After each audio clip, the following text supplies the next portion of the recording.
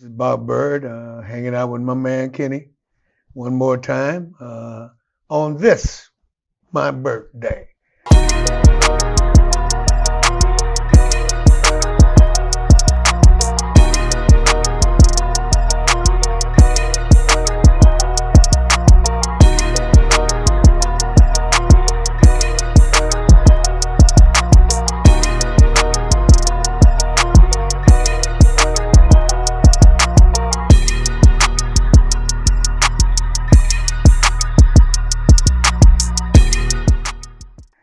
It's been a wonderful day so far.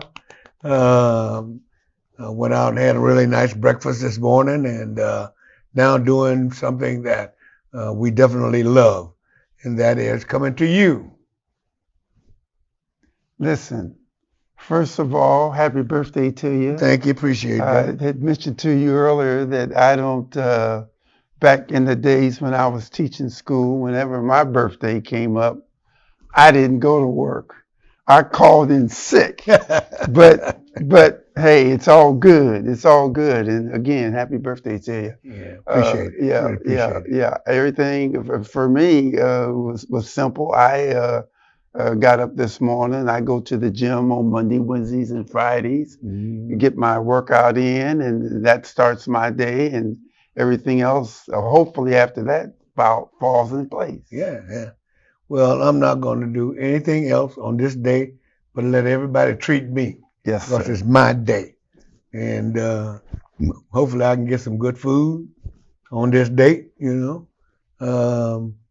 And then next week I'll start out all over again, like you, be going to the gym, working some sparring over there.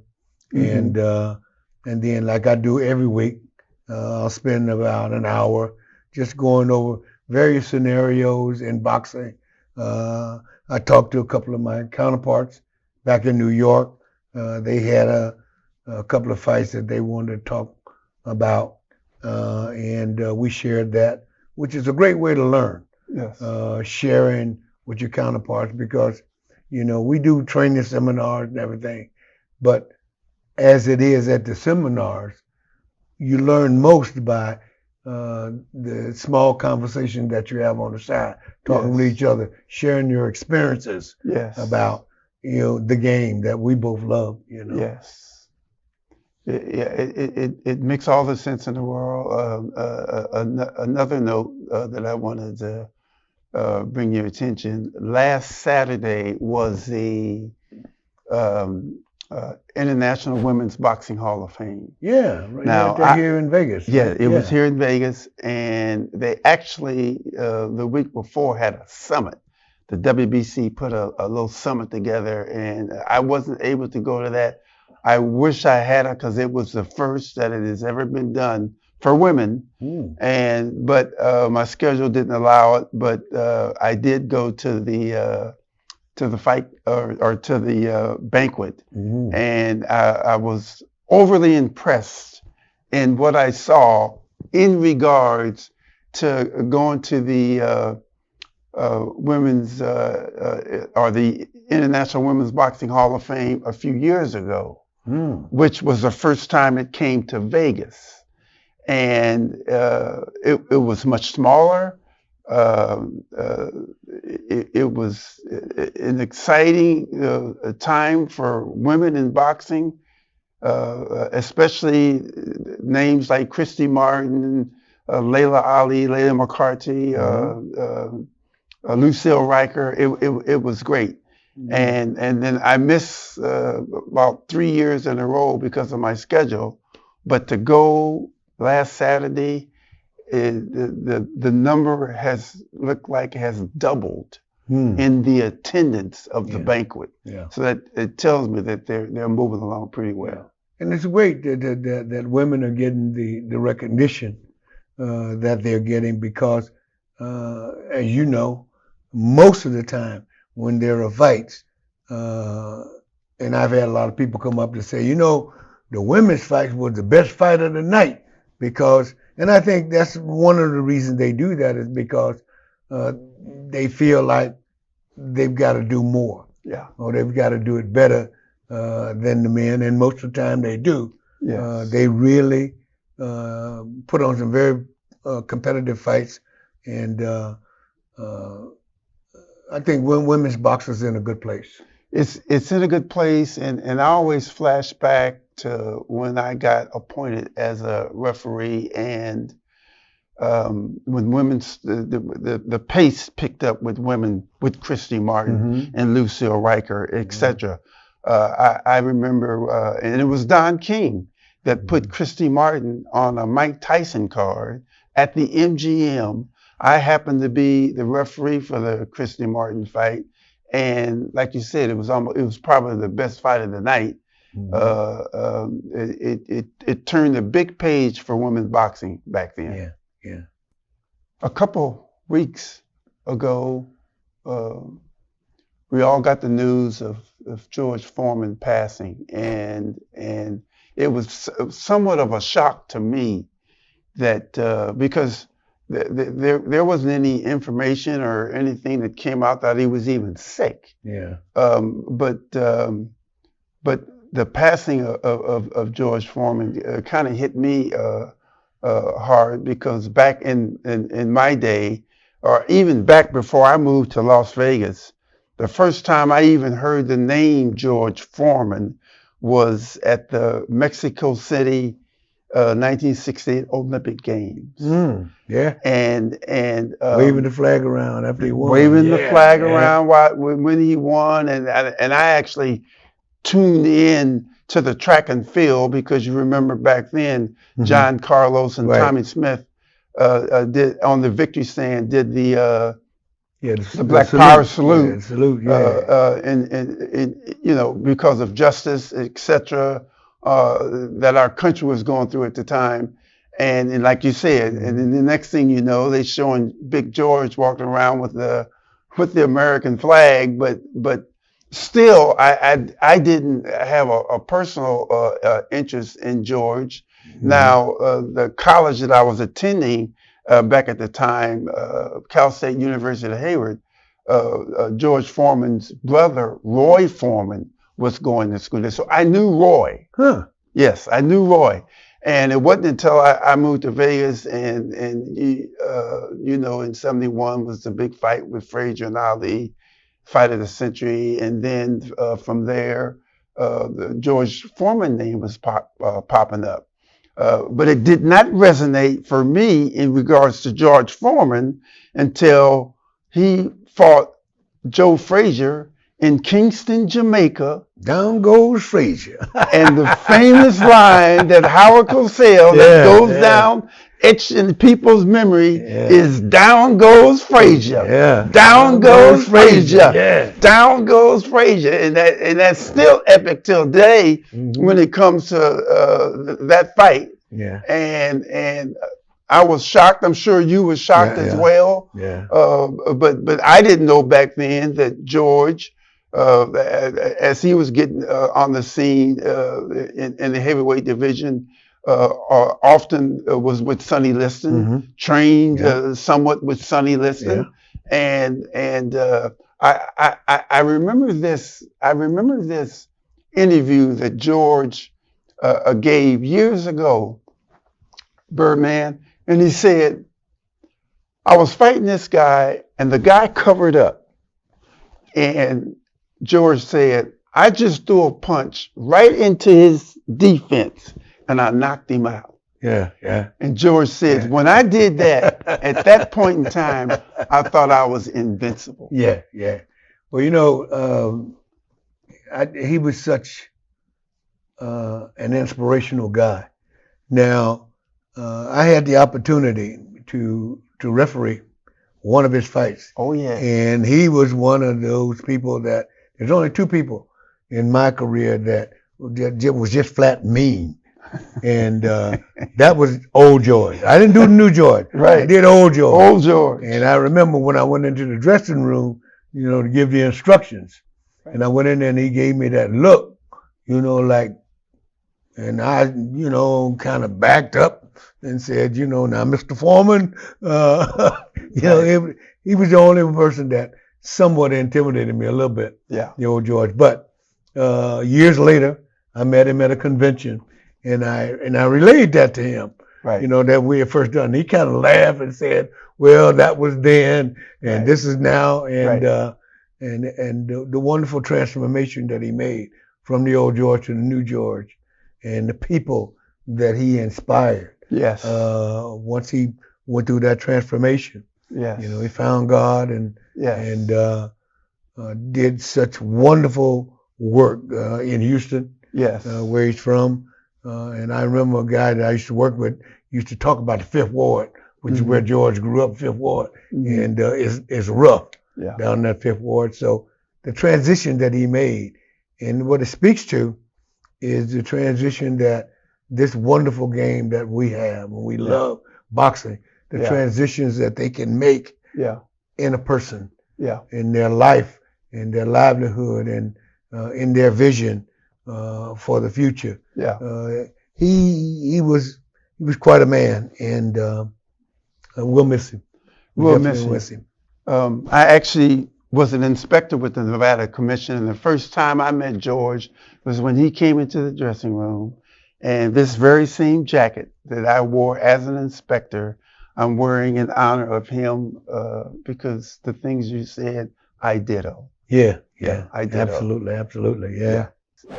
There is a video game that I have been blessed to be a part of, and I'm truly thankful, Birdman, of this because over the years, people have come up to me and said that I was on a video game, and I apparently the video game that they were mentioning that I was on, there was a likeness of me.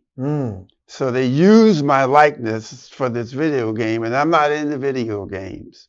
That's my son's era. But anyway, about 3 years ago, I was contacted by these producers that were putting this game together, and I said, why not? Shucks, they're using my likeness to sell these videos, so I might as well try to get something, residuals or something from it. So anyway, they sent me, Byrd, to California, and they put me in this sphere.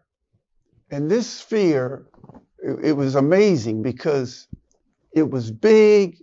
It had 240 cameras in this sphere.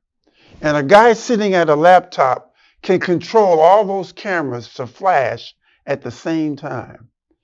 So I'm in this sphere, and they're taking all these different pictures of me. And then they bring me out and they put me in another sphere that was just for my head.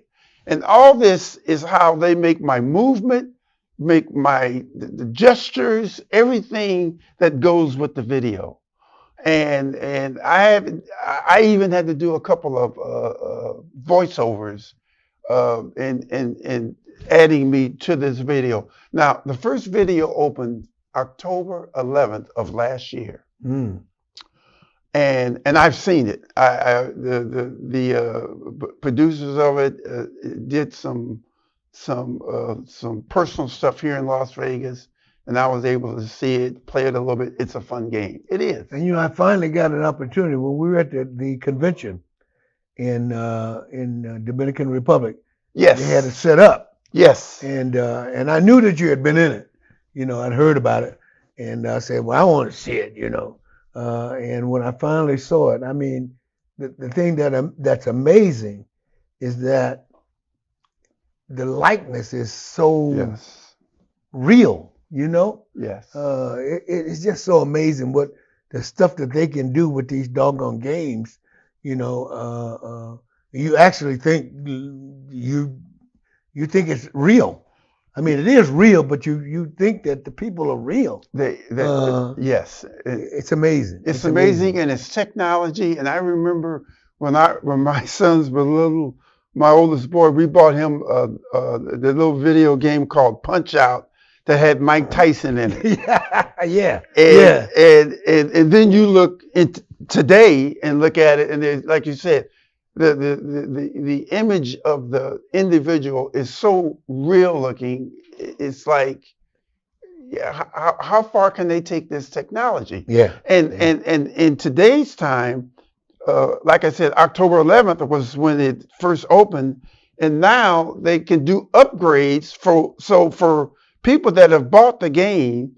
They're doing upgrades. Yeah. It can send it to your game without you having to go back to the store. And like if they want to add more fighters, Yeah. they can do that. Yeah. Yeah.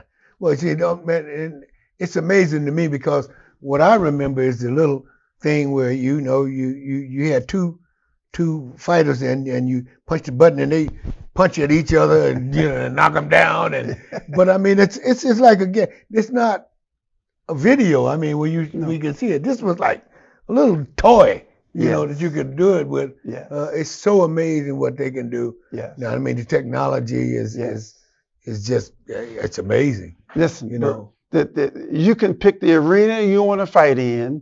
You can pick the trunks you want to wear, the shoes you want to wear. All this you can pre-do before you get in the ring with who you select you want to fight against. Yeah. And the upgrades now that they're doing is, and which is amazing to me, is the remote itself has gotten more complex because of the different buttons you can press. And if you want to put your fighter in a defensive posture, you have to press a certain button. If you hold that button too long, when you come out of that defensive posture, you may not have the strength. Yeah. You have to build your strength back up. And they got a little monitor that shows that. So there's all kind of stuff that's going on in these games that I'm just glad to say that I'm a part of it. And And you know what? It's amazing because both you and I have been involved in movies. Yes. Boxing movies and there they can stop and break and action, but it's amazing that they can do all this from a computer now. Yes. That's so different, man. Yes. Now, recently there was a fight between a young man, Abdullah Mason, and he seems to be one of the young up-and-come fighters. And because, a lot of guys from the old era, they're fading out, and so what we're really looking at is who are the newcomers? Yes. Who's going to be the new faces of boxing? Yes. And evidently this young man is he is one of the up and comers. Now, I watched a little bit of the fight that he was involved in with this guy. I think it was Ornelas, and what amazed me about him was that he reminded me a little bit of someone else that is pretty doggone famous, Terrence Crawford. Mm-hmm. Terrence is really known for his accuracy, his power, the power and the accuracy of his punches. Yes. And this kid really reminds me of that. I mean, the way he uses his feet to get in position to fight, which is very important. Most people want to look at the power of guys' arms and how they throw punches, but what they don't realize is that, as a boxer, your footwork is so important to get you in position to throw the punches that you need to punch.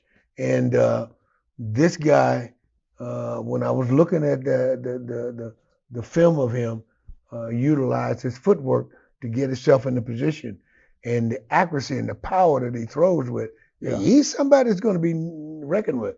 He is someone that's going to be reckoned with. I watched some video on him as well, and from what I could see, this kid has the total package. I mean, it always starts upstairs with the brain as to how you move, the balance that he has, the positioning, the distance between him and his opponent when he throws his punches. All of it is relevant. Yeah. And he does it extremely well. and you couldn't have matched it as well as you did with his look being more like a Terrence Crawford. Yeah, because And you know what? Something else, when I was watching this fight, and those who are interested in this game that we love, one of the other things that stood out to me in that fight was the coordination between the referee and the physician. Because the kid got dropped 3 times. Yes. And I don't want to bring up some old stuff, but each time he got dropped, there was a delayed reaction. He went down to a knee. Yes. And referee properly called them knockdowns. But the coordination between the referee and the ringside doctor saying, the kid wanted to fight more, but basically what the doctor, ringside doctor, after looking at him, evaluating, said, I think he's had enough. Yeah. And I don't think that sometimes people realize the connection between those ringside physicians and the referee in looking out for the safety of the fighter.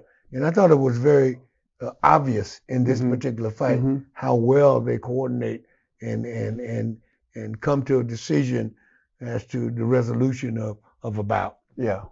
Well, a very good point made, because there has to be a certain amount of communication between, us referees and the ringside physician.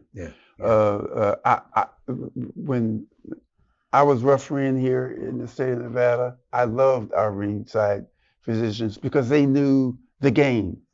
There would be times when, in my mind, during the course of a round, that I know I'm going to signal the doctor to come up and look at the fighter. And by the time I went and picked up the scores and took it over to the main table, the doctor was in the ring. He knew that he had to get in there and check this fighter out for his safety, because he's gone down. And it holds true, because in that situation there were 3 knockdowns. But then you could look at a fight like a Manny Pacquiao when he fought Juan Manuel Marquez. And he got knocked down 3 times. And there was no question. And exactly. There was no question. Let that baby keep firing. Let him keep firing. Yeah. It's a dangerous game. Yes, sir. And there was a fight in Africa over the weekend. In Nigeria, wasn't it? In Nigeria, And what's strange about it is that the fight had gone, as I understand it, about 3 rounds. And the gentleman who died in the ring was actually winning the fight. Yes. And when he went down in the fight, it wasn't from a devastating punch. Literally, it wasn't, almost like he didn't get hit at all. And he just went down, and fortunately they had medical personnel on staff, and they attended to him and got him up and got him on a stretcher and out to a hospital, but he passed away, I understand, roughly about a half an hour after he got to the hospital. And what it points out is that what the people don't really realize when they see us wanting to stop a fight. And like I said, because a lot of people, they watch the fight with their pocketbook and with their heart. And we have to do it based upon what we see. And we see fighters taking a tremendous amount of damage in some fights. And what people don't understand is that, boxing is a damaged sport. You're going to get damaged because it's a damaged sport. But our job as referees is to ensure that they don't take unnecessary damage. Very much a difference, because it's a damaged sport. You're going to get damaged. but not unnecessary damage. Yes. You know. Yeah. And to add to that, I believe Pat Russell, referee from California, No, Pat. said that we can let a fighter swim out to the deep waters, but we can't let him drown out there. Yeah. That's the long and short end of it. We can't let him drown out there. We have to protect him. And sometimes from themselves. From themselves. Yeah. And unfortunately, I've been involved in my career 3 ring deaths. And after the first ring death, which it was a fighter taking that big punch, like you said, this kid from Nigeria, he looked fine. There were a few times he was patting his head while he was bouncing around in the ring, showing his stuff. But the fighter I did, which was at the Orleans on a guilty promotion, got hit with 1 shot and was like someone hit the light switch, and the kid just went down, never got up again. Yeah. And like you said, we're in a sport where we have to bring our A game every time, because you never know when it's going to happen. That's right. That's right. You don't. And for me, I've never, thank God, been involved in a fight where the fighter succumbed, died. Yeah. But I was doing a fight, I remember it was in Pachanga. Was a title fight, 12 rounds. And the fight went to full 12 rounds. After the fight was over, the doctor got in the ring. They do that quick ring check. He got out of the ring. They went back to the dressing room. The doctors checked him back in the dressing room, which a lot of people don't realize that doctors do that. They go to the dressing room and they check him out to see if there's anything else they need to do. He did that. Came back out to the ring. He sat there with his family, watched another fight. He got up when that fight was over, went out to the parking lot, collapsed. And fortunately, some people out there saw it, and they called, and the medical personnel went out, grabbed him, and took him to the hospital. He had suffered a hematoma, a brain bleed. And now he will never fight again, but he will live again. He will have, to share time with his family. No, he won't fight again, but his life was spared. So it's a dangerous game, but what people need to know is all of the wonderful precautions that we take to try to protect the fighter. You mentioned cerebral hematoma. That's the key. That's a brain bleed. Yeah. It's a bleed. And doctors have to get in there. They have to open his head up. They have to stop that bleeding and sew him back together again with the hopes that the bleeding doesn't start back. If his bleeding starts back, there's hardly any hope for him. Yeah. Now, when the big boys get together, they had a fight. They had a fight over in, I believe it was London. It was a fight between David Delhi and Jamia. It took place this past weekend in London, and there was some interesting things that happened in that fight. One of the things that happened is there was a point in the fight where the referee gave a command. The command was break. But at the time that he gave the command, shortly, almost simultaneous with that, one of the fighters threw a punch and knocked the other guy down. And what the referee did was made a count. The guy got up and was clear that he wasn't all the way there. And then shortly thereafter, a few more punches, he got knocked down and the fight was over with. But there was some question in it, in that the referee did not take some actions that might have caused a different outcome in the fight. Yeah, and I'll tell you this. I watched that fight, and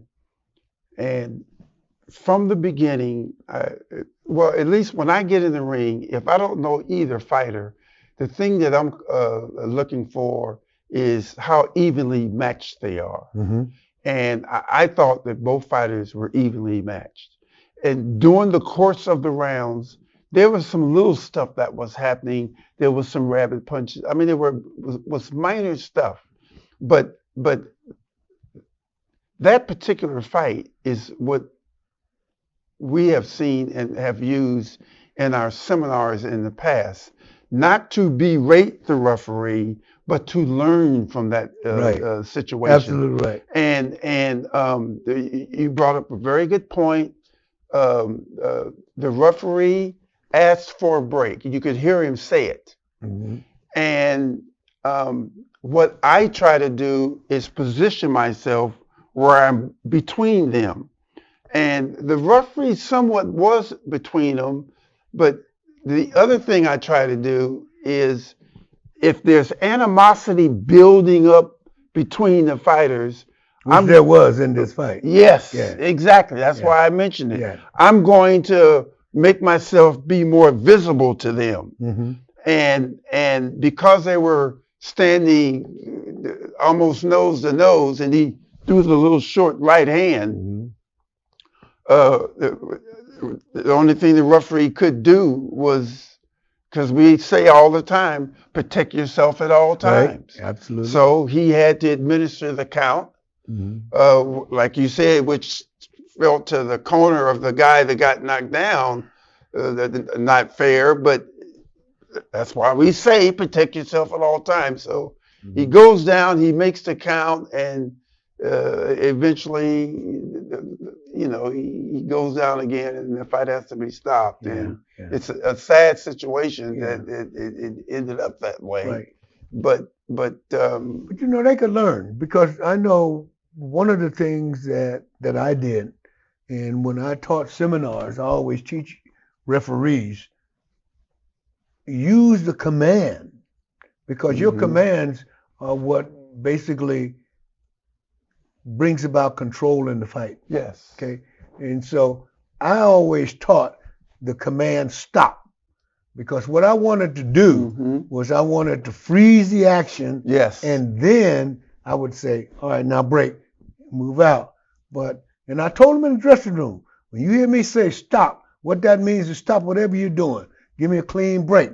And so when you do that, and they understand that, when you give that command stop, everything stops.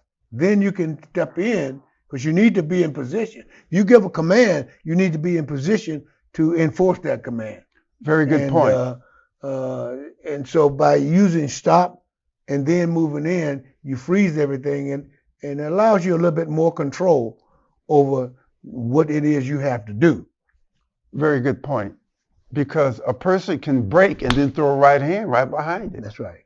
I broke, Mhm. I did, but who's to say that I can't throw right behind it? Yeah, yeah. So yeah, that was a very good point, and that's why our physicalness Mhm. there makes all the difference in the world. Right, right. Yeah, Right, absolutely.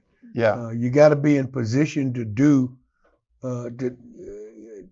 to do what you need to do Mhm. in order to enforce that command. yes, Yeah. yes, Now there's a fight between Caleb Plant and a guy named Resendez, and it's going to be on May 31st. Mhm. And on the co-main on that fight is a fight between Jamal Carlo and Thomas Lamana.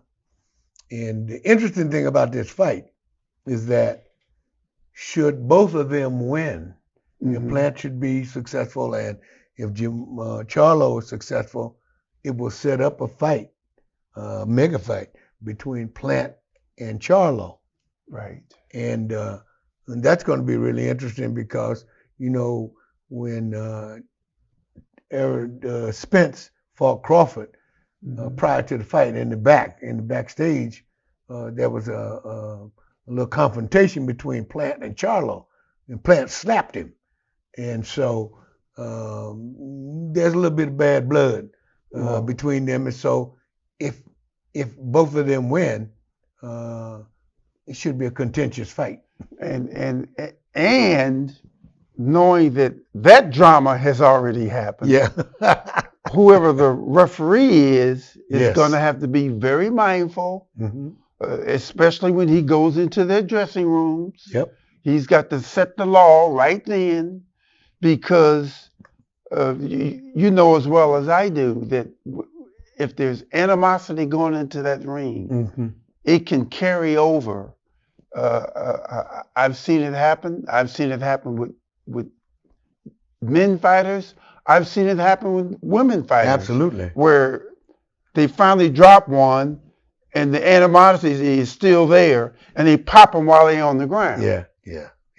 And so now we're in a position where we have to take a point, or depending upon the severity of that punch, it could be a disqualification. Yeah. So if it happens that both of them wins, then that'll be a fight to see. And you know, sometimes they do it in the build up to the fight, and it's just, you know, two people going to. But sometimes, yes, it's genuine, and it goes back to something that has happened, you know, between them down the road. And you know, like we remember when we talked the last time out, we talked about the slap fighting thing. Yes. When you slap somebody, it takes on a whole different significance than when you punch them. You know, Yes. and so. And I'm certain that Charlo hasn't forgotten it. That's right. So that it's going to carry over. Should they? But first thing they got to do, both of them got to win their fights. Right. You know, in order to set that fight up. And Yes. if they do, then I agree with you. That's something that whoever's going to officiate it needs to be aware of that and needs to take that into consideration. They cannot let that be a distraction now. The fight or the fighter that's in front of them now is who they have to, you know, Right. where their attention has to Right. be. Yeah, absolutely. And then, like you said, once they get through that and they do match up, again, and I'm talking about the referee, I would follow the press conferences. I would try to be on tune from that point up to the fight, what's going on, so I can address it and make sure that it's taken care of before they get in that ring. Yeah. Now the other thing that stands out is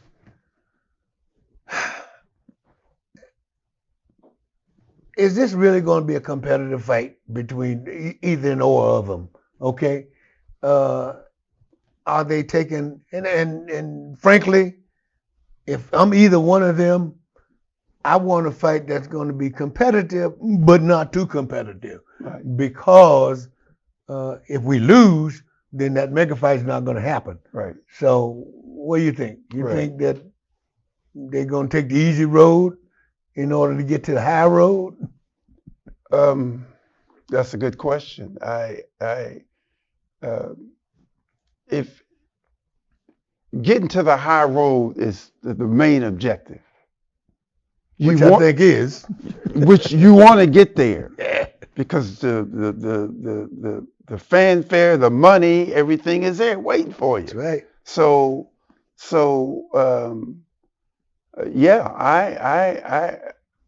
I think they have to put it out there. They're gonna have to put it out there, make sure they win this fight. And you know, and we've seen in the past when when one fight can lead to this big fight, that something could happen where a fighter could get knocked down or something to just taint it just enough to where, is it a good time for us to do this, or should we pull back and wait? Yeah.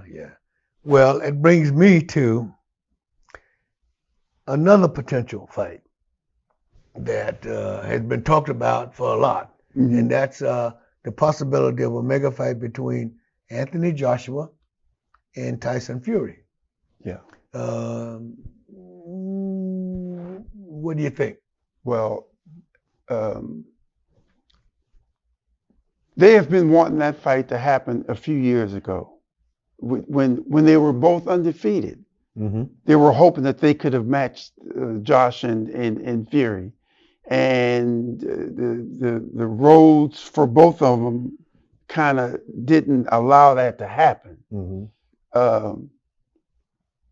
In my opinion, that would be the biggest boxing event in heavyweight division over there.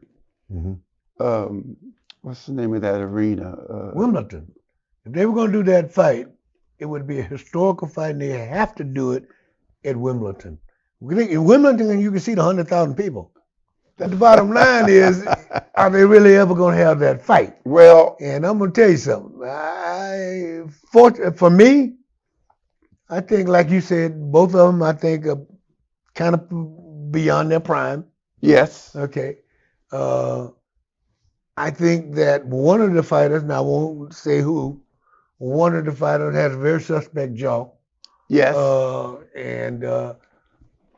And I think one of the fighters is going to come in pretty heavy. And so I'm not going to mention no names, but I think those dynamics will definitely play in this fight. Well, I would take it a step further and say that you said one of them have a suspect jaw. I'm going to say both of them have a suspect jaw, because we've seen both of them go down. And though we've seen them recover, mm-hmm.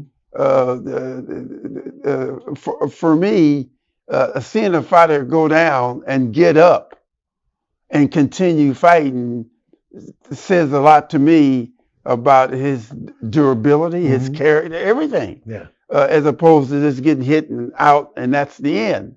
Mm-hmm. And we've seen them both go down and get up. Yeah. Especially when Fury fought Wilder. Yeah. Shucks, there was so many knockdowns in that fight. Yeah. but they got up. Yeah. He got up every time. So, but one of them suspect jaws hasn't gotten up. That's like one of the other ones. Yes. I'm not gonna mention no names. Yes. But anyway, those dynamics I think would definitely factor into it. Yeah. But it would be a huge fight. Yes. And, very huge. I don't know if it's gonna if it would generate $100 million. I only know a couple of fights that has been able to do that, and that was Mayweather and Pacquiao, Mayweather and McGregor. Yeah. So I don't know that it'd be $100 million. Yeah. And that might be a strong enticement. Hell, I would do it for $1 million. But I don't know that it would draw $100 million, but it would definitely be a mega fight. It would definitely be a mega fight, and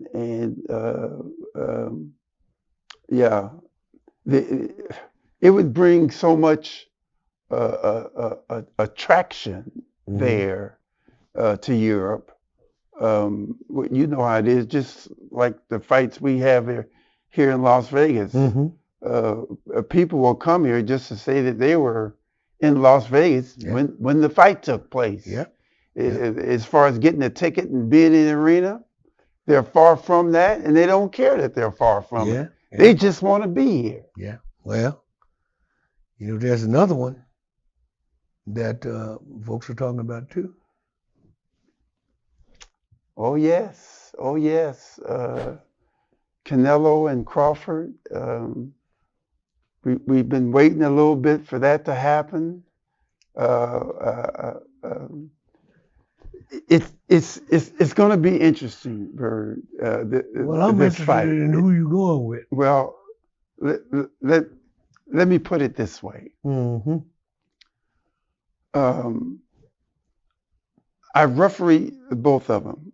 I didn't referee Crawford when earlier in his career, not more so like Canelo, mm-hmm. where he was a champion. Mm-hmm. And Crawford is 37 years old. He has moved up from the lightweight division, just like Canelo has moved up. You know as well as I do that when a fighter starts stepping up the ladder, he starts losing his punching power because he's fighting a bigger man. We know that he's going to have to work a little harder to take his opponent out. So you going with the power guy? So no, I'm not saying I'm going with the power guy. I'm saying that when fighters have moved up in weight, you know, Canelo has moved up in weight to the point to where he took his second loss from moving up in weight. Okay. And so he had to settle and move back down a little bit because at that weight, he just wasn't getting the job done. So, now, you are an ex-boxer yourself. For me, heads Crawford, tails Canelo. I think it's just that evenly matched. Well, from everything you said, it seems to me, even though you're not saying it, so it seems to me that you're leaning toward Canelo. Okay? And frankly, for different reasons, for the same reason and for different reasons, I think that that's probably a good pick because, number one, the fight's going to be fought at 168 because Canelo is not going to fight at a catch weight. So they're going to fight at 168. I've done both of them in their championship years. Yeah. And Canelo has fought as high as 175. Yes. Okay. This fight's going to be fought at 168.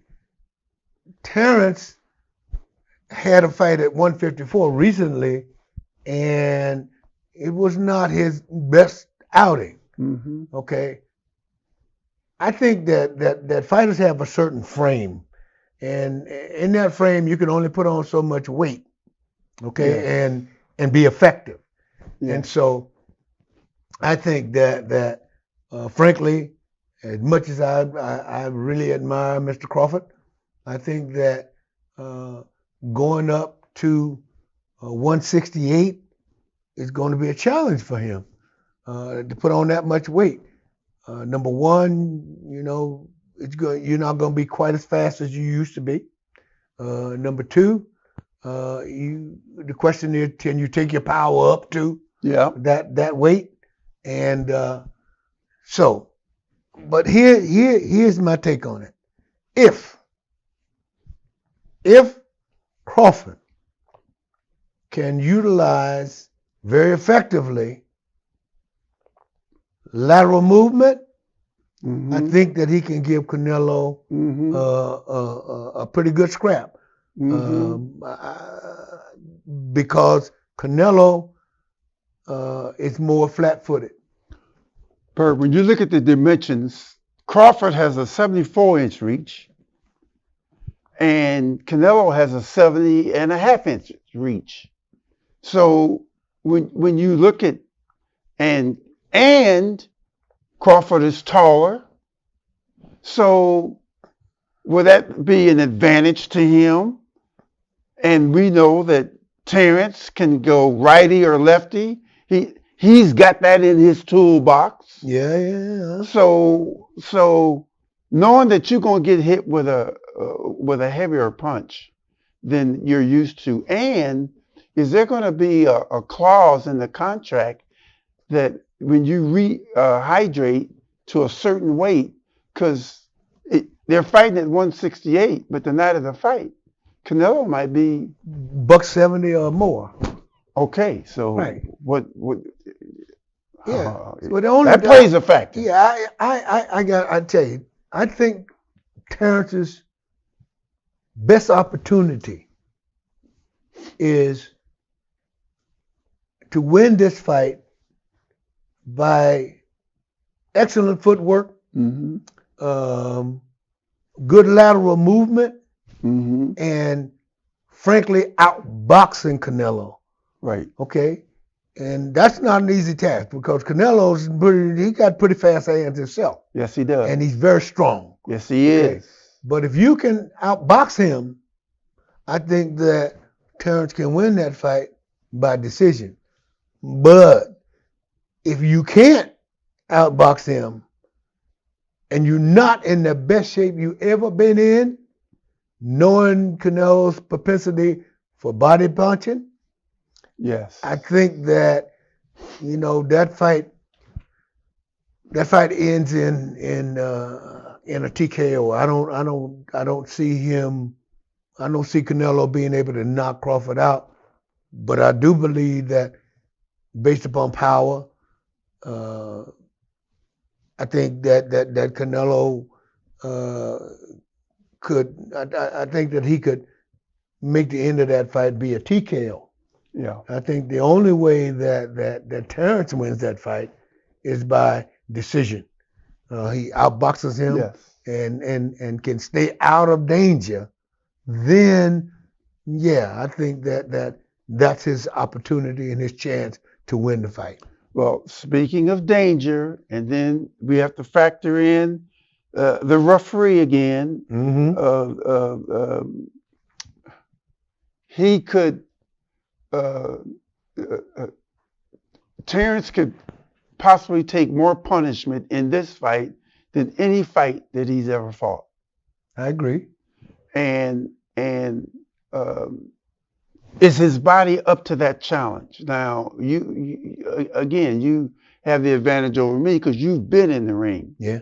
And when it comes to training, I know a lot of fighters will get 168, 175 pound guy in sparring sessions so that they can start feeling what it's gonna or taste what it's gonna feel like. So all this is in preparation. You have to prepare for the war. Yeah. And we know that has to be a part of this preparation. Right. Well, I hear everything that you're saying. I just think that the best opportunity for Crawford is going to be to outbox him, and that's going to be very, very difficult to do over the course of 12 rounds. Right. That's how I see it. Yeah. Well, now, but I know that you still leaning toward that power guy. Well, yeah. I'll say this. I'll say this.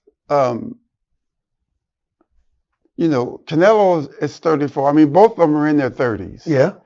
And when you start factoring in the small stuff, Crawford has never really took like a beating in the ring. I mean, he's worked. Yeah. And Canelo's got more fights under his belt than Crawford. So when you look at the small minor stuff, you have to factor it all in. And history has said that you never know how much you've moved up that was too much. Until you lose at that weight. Yeah. Then you say, well, I just moved up too much. Okay. So thank you for tuning in to the official call. To stay connected, subscribe to join our official squad below.